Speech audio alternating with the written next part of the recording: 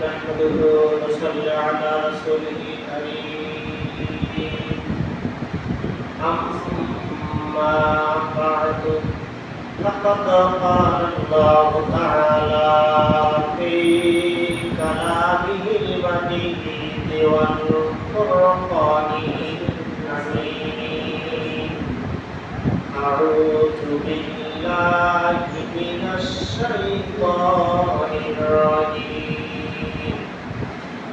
بسم الله الرحمن الرحيم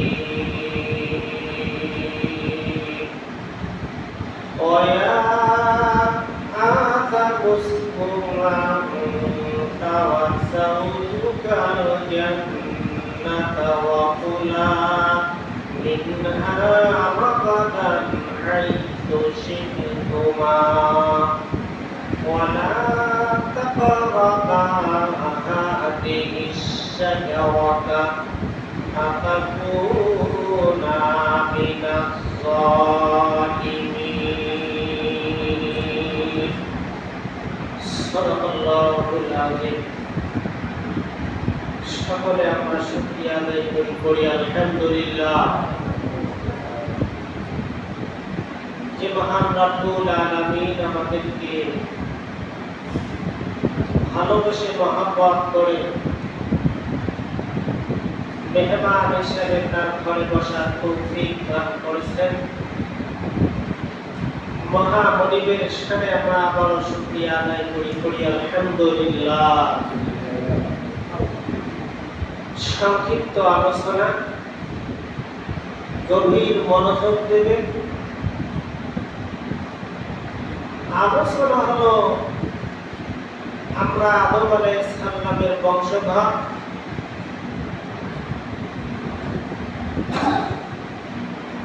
আল্লাহ রাব্বুল আলামিন আদম আলাইহিস সালামকে সৃষ্টি করার পর, আদম আলাইহিস সালামকে বানানোর পরে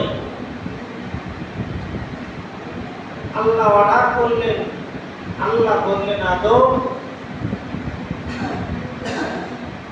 আর তোমার সঙ্গিনী হলেন হাওয়া আলাইহিস সালাম, দুজনেই তোমরা জান্নাতে বসবাস করো, তোমরা জান্নাতেই থাকো।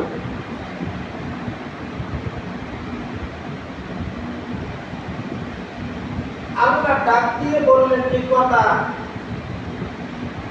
কোরআনুল কারীম দিয়ে আল্লাহ জানাই দিলেন ওয়া আদামুসকুম আনতা ওয়া যাওজুকাল জান্নাতা ওয়া কুলা মিনহা রাগাদান হাইথু শি'তুমা ওয়া লা তাকরাবা হাদিহিশ শাজারাতা ফাতাকুনা মিনাজ জালিমিন।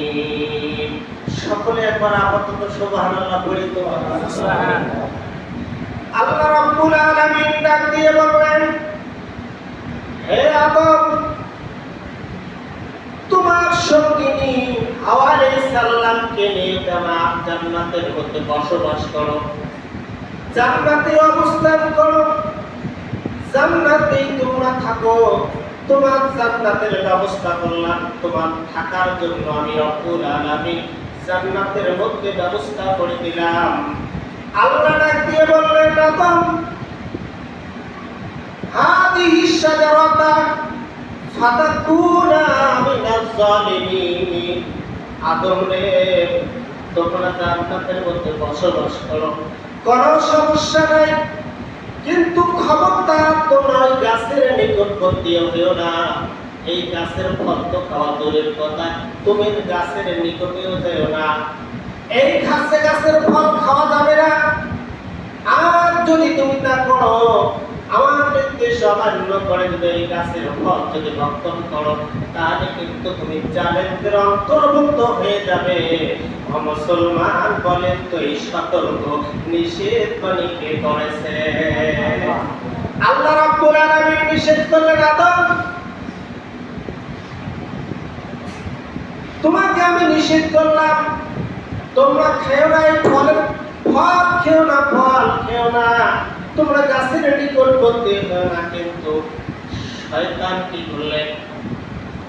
ফাওয়াসওয়াসা লাকুমুশ শাইতানু লিইবদিয়া লাহুমা মা বুরিয়া মিন সাওআতিহিমা।